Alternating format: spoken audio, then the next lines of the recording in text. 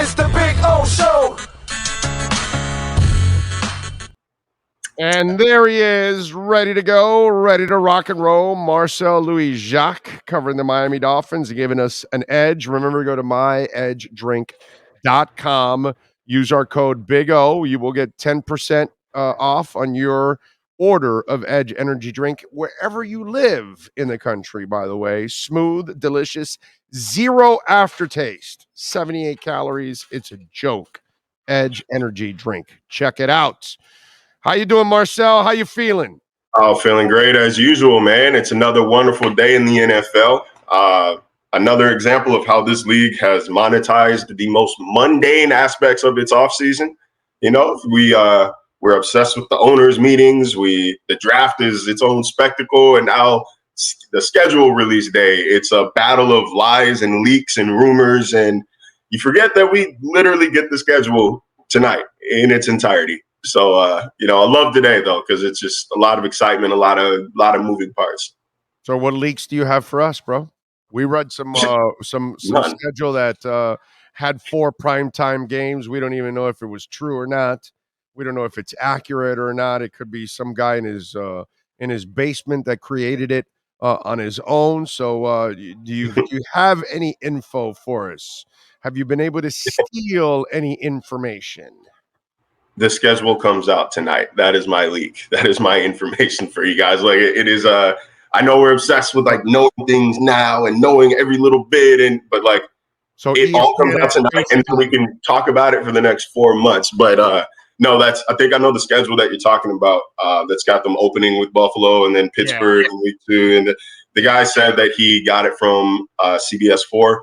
I firmly believe that CBS would get this. I believe that's the station that, it's the official station of the team. Yeah. I believe that they would get the schedule in advance for planning purposes, but there's no way on God's green earth are they letting that thing leak out. So I'm skeptical of it actually being true. But I mean, just go look at that. What's the big schedule leak account? NFL schedule leaks on Twitter.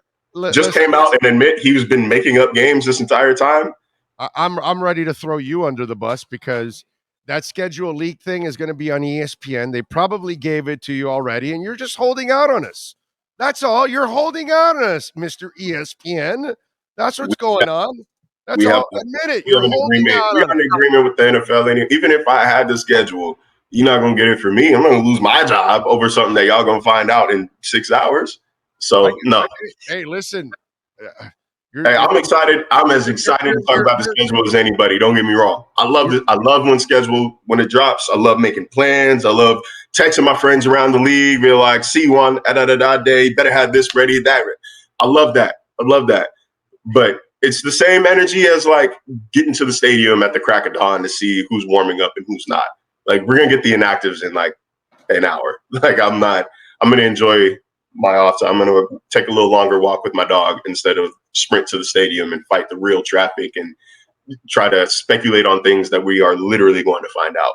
That's all right. Hey, listen, I know how it is. I knew about, Flo wanted Jordan Love and I couldn't say anything. So I get it. You got to keep your secrets. It's understandable. It's all right. You want to hide it from us. All right, but at least have you that Buffalo one, since, you've got a couple of Anchor Bar visits in you. What do you know? Any chance that there's truth to Dolphins Buffalo week 1? Not that I know of. No. Also, Buffalo would pull my card if they ever caught me at Anchor Bar. I would not be allowed back in the city.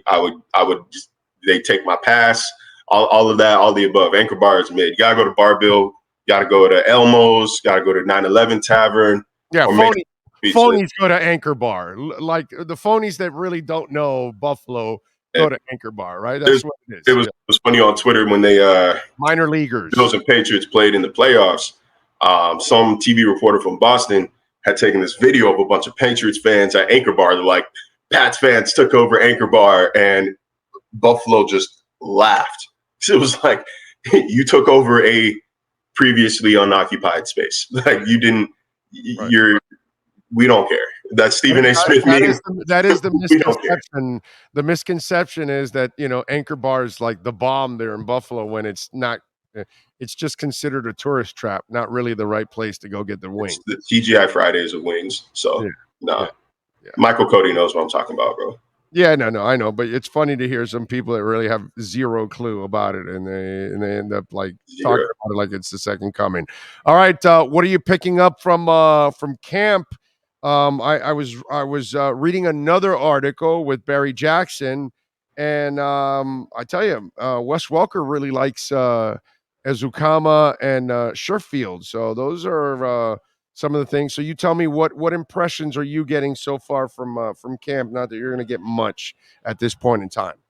Yeah, everybody is they're training for position flexibility on the offensive line. I think there've been some reports that Connor Williams has been cross training at center, and that they're unclear on who's actually going to take the snaps. Like, everybody is training how to snap, and because of talking to Frank Smith, offensive coordinator, because of this zone blocking scheme, you're basically, as he put it, you do the same thing on whatever side. So if you play left guard, you should be able to play right guard. If you play left tackle, you're going to be able to play right tackle in this system. So they want that flexibility, they want that versatility, and that all kind of ties into what I was saying, a couple months ago, what they saw in this offensive line, that it's a young group that wasn't necessarily used properly. So they don't want to take anything off the table here. They want to they'll try Austin Jackson at right guard, at right tackle, at left tackle, or not left tackle. That one is, what I'm saying.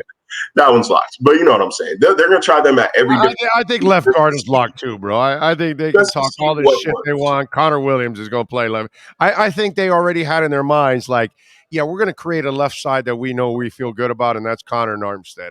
That's just me. Yeah, I mean, the left side doesn't even really matter as much now with the left-handed quarterback. It's the right side that you really want to shore up. But hey, c'est la vie. It is what it is here. But the point being, they're going for flexibility here. And, adding Sony Michel as well, asked him, like, where does he fit into this offense or where does he fit into not even the offense, just a running back room that's as deep as any running back room in the NFL, I think we can say. I mean, they go 5 deep with guys who have gotten legitimate run at some point or another in the NFL. As young as Myles Gaskin and Savon Ahmed was, there was a period of time for Ahmed in, 2019, 2020, where he was looking like a potential lead back. Gaskin was looking like a potential lead back.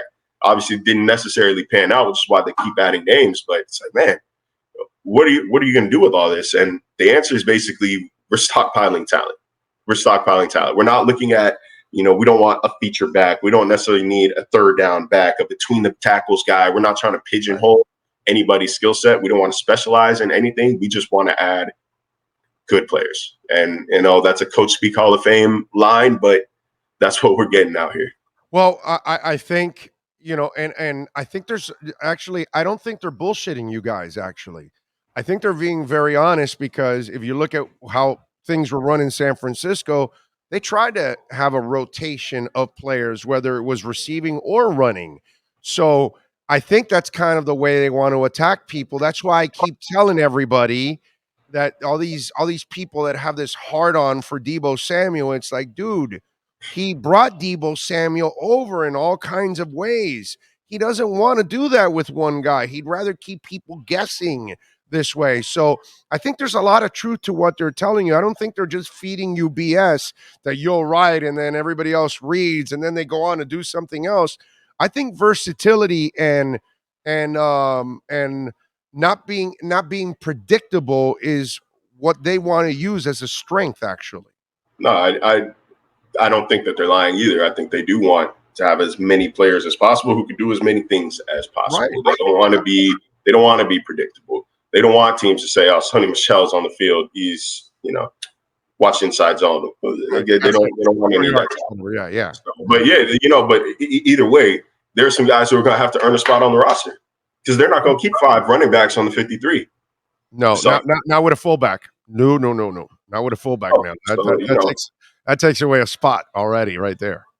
Like, it is going to be a tough sell for, it's going to be a tough sell for Savon Ahmed to make the final 53. It's going to be hard for Myles Gaskin to make the final 53, because what he does best, Chase Edmonds does better. Yes. Chase Edmonds is a better version of Myles Gaskin. So it's going to be objectively and respectfully. So it's going to be a long shot, but the competition is going to be great at that position come I mean, shoot, come next week. You got OTA starting next week. You know, I forgot about this. Real 2 nights ago, obviously feeling like shit. I went to sleep right after one of the games, whatever it was, Heat or Panthers. But at that night, Teron Armstead was dropping a single at midnight about Miami. Did you get to hear it, by the way? Because I have not heard it. I haven't heard Teron rapping yet or singing or whatever he does. I'm not exactly sure. I have not heard it. I've heard a couple of his songs, and they're not bad. They're fine. Like, it's not like I don't know. I don't know if I don't know if I would call myself the biggest fan. I haven't heard enough to really call myself a fan. Just a couple tracks just to see like what he was about. But he's got supposedly dropped one at midnight that had to do with Miami. So he created a song. Apparently, I'm gonna have to go listen to that today. We get tagged and that's gonna be the soundtrack. We would get dinged for that. We would get dinged for that shit. Oh God! As long as we keep the show under 6 hours, I think we'll be fine. Oh well, we are. I don't have a voice to go that's 6 hours. The only problem today. we have is the 6 hour thing now that I learned about. That's it. Oh, 6 hours is not a good thing in YouTube, huh? No, you can't edit anything after. Once you go over 6 hours, you can't edit anything. So everything is stuck in the thing. So we get dinged, and it's a ding. And it's a ding. So now we know at 3 we stop and then start again or something. Next year we're going to do the draft. Part B.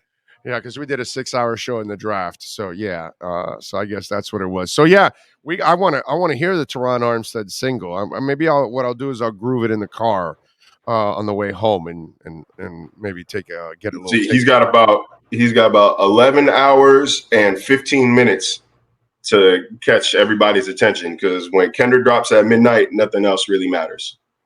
Oh yeah, somebody told me to listen to his number 5 something. I don't know. Is why would somebody tell me that? What's in that song? 5 something. The music video is more, I think, significant than the song itself. Not that it's a bad song, but this music video he uses several deep fake faces and then just kind of like raps from their perspective. So I mean, like OJ, Kobe Bryant, Nipsey Hussle, I believe Will Smith. There's one more that I'm forgetting, but it's interesting. It's an interesting little concept too. But it's kind of like what is that Michael Jackson song, Black or White? Oh yes. It's kind of like that, except it's the same person. It's not like it's like morphing into like a man, and then here's a woman. Here's a different. You know what I mean? I got you. Okay, well, I guess I thought it had some kind of a tie, something to Miami or something. Why somebody told me to listen to it, but he's an LA kid, so I'm just wondering. That's why it was kind of weird that they would tell me to. What is it? What? It looks like he released it. It's called Intro to Miami. Oh, it's called the Armstead. You're saying Intro to Miami? Okay, there you go. So we got to. You got a story now. You got to write about Teron Armstead's Intro to Miami. I'm done writing about football playing rappers, bro. Like I did that with Cole Beasley a few years ago. It's a great story. But I've already done that, man. I've already done that. I don't know what to. We've already done that. I think ESPN's already done that. So what was the name of the song for Cole Beasley? I refuse vaccination. What's it called? What was it called? I will say this. We vaccines not us. Very first day of training camp last year. It was after all of the Twitter stuff. COVID's my friend. He was one of the first players to speak, and he gave a 3-minute statement. He's like, I want to get this out, and then I don't want to talk about this anymore. I want to talk football, if you guys don't mind. Very polite about it. And makes a statement about I think his problem was more with the NFL and NFLPA's rules than it was the vaccine itself. Don't get me wrong, he doesn't want to be vaccinated, but his gripe, he wasn't complaining about the vaccine, he was complaining about the rules for it. Semantics. But he's like, at the end, he's like, all right, I don't want to be a distraction to my team, so like I'm not doing this anymore. I'm gonna be off Twitter, I'm this, that, and the third. 45 minutes later, he had released a single called Heavy Nuts, in which he basically stuck his middle finger to everybody. I don't want to repeat all the lyrics. You can go look it up yourself. But it was like, I can't believe I just witnessed this. And I already knew I was coming to Miami at that point. So I was just like, all right, man, like enough of this. Can I get this contract figured out so I can skate? This is crazy. I'm done covering this. COVID's cold or cool. I think that was one of his other. I like Cole too, man. Like I like Cole. Like that was a guy who, I felt like I had a good relationship with in Buffalo when we were allowed in the locker room. I would talk to him every now and then. Like everybody wanted to do the Cole Beasley music story, and he let me do it. Like he agreed to do it with me. I appreciate it. He sat down with me for like 45 minutes and talked through it. And I have a great relationship with Cole Beasley. I don't agree with his stance. We don't see eye to eye there. He had one main point that I thought was like, all right, yeah, you're right.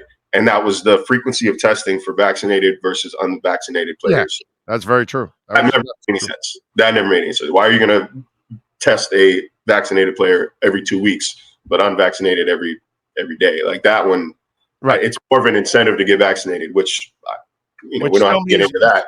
You still could get it and be a person that's transmitting it to somebody else. At least it may not hurt you as much, but you may hurt somebody else. That and who knows? That person takes it home and they have somebody compromised. There's just the chain reaction to this thing is just a bitch, dude. It just sucks. Yeah, so I'm glad that we are, as far as the NFL and its rules and protocols are concerned, we are moving forward. Yep. So I can appreciate that. I'm with you there. All right. Follow him on Twitter at Marcel_LJ. Catch his work at ESPN. What are you working on, Espen, besides keeping the schedule away from us? Because we know you know the schedule, okay? I will. Right. That's all right. We'll let you go when you can. We understand you'll get fired, so I get it. I am taking I don't want to say taking it easy, but taking a breath after draft season, and then F1 came back to back like that, but don't have a lot of time to breathe because we've got rookie camp starting tomorrow. I'm going to have my observations and whatever y'all need to know since we're boots on the ground there. Then we've got OTAs again starting on Tuesday, at least our access starting on Tuesday. And it's a slow trickle till about mid-June, and it comes to a full stop for a month, and then we're back at it, training camp and preseason and all that in the third. So it's exciting that we finally made it to this point in the offseason. I've said it a couple of times, this is like the fastest offseason I think I've ever been a part of. So I'm glad that it is continuing to move. There you go. And it'll end with a Super Bowl in Arizona with the Dolphins. All right, let's hear with Armstead here. Go ahead, play it. Verses, I'm striking like lightning, but sounding like thunder. Falling in south like I play for the Thunder. Putting in work on my ass like a plumber. Designer dripping this bitch like I'm gonna. Don't play with me in this bitch, I'm a gunner. I can bag any little bitch that I want them. And all across the country like Dumber and Dumber. Tapping with backs at the 6 in the summer. I'm from the 6, but this place is a jungle. There you go. There's a little Teron Armstead.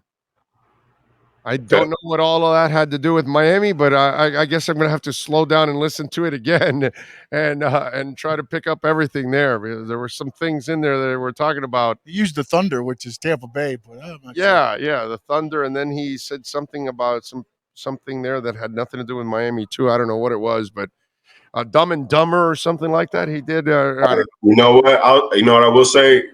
What? One, rapping is hard. Rapping on beat is hard. Yes. Keeping the melody, keeping the flow is hard. He can at least do that. So it's not like I don't know if you ever heard Kevin Durant's rap, like, or LeBron's. Like, some people cannot rap. Some athletes cannot rap. I think he can rap. Like, let's see. I'll have to go back and listen to actually what he's saying. Where are you at with Dame Lillard? Dame is the best rapping athlete. Okay. Period. Okay. Dame, and then Miles Bridges from the Hornets. Well, I haven't heard Miles. Dane actually sounds good. Miles Bridges can rap. Like, I don't know if a lot of people know that, or I don't know how many people know that. Antonio Brown cannot rap. Just so Antonio Brown knows. I mean, he's too crazy to understand anything anyways. He can't rap, by the way. He sucks. But every now and then he had like something catchy that like, I just came home from the NO. I was like, all right, I like this. And then he actually started rapping. I was like, never mind. I just want the hood. Yeah, he can't rap. I just want the hood. It was bad. All right. Follow him on Twitter at Marcel_LJ and catch his work there at ESPN as he keeps the schedule away from us. We'll catch up with him later on next week when he can actually talk schedule with us. Exactly. I'll talk with y'all on Monday, man. Appreciate you. Thank you. You too. MyEdgeDrink.com is the website. You get 10% off. Use the code Big O, the best energy drink on the planet. Telling you, delicious. Zero aftertaste. Super smooth, not just smooth, super smooth. All right. So when you get something that's delicious, smooth, and zero aftertaste, and a perfect elixir, mix it with a little vodka. That Grey Goose, so good. MyEdgeDrink.com. That's our Dolphins report.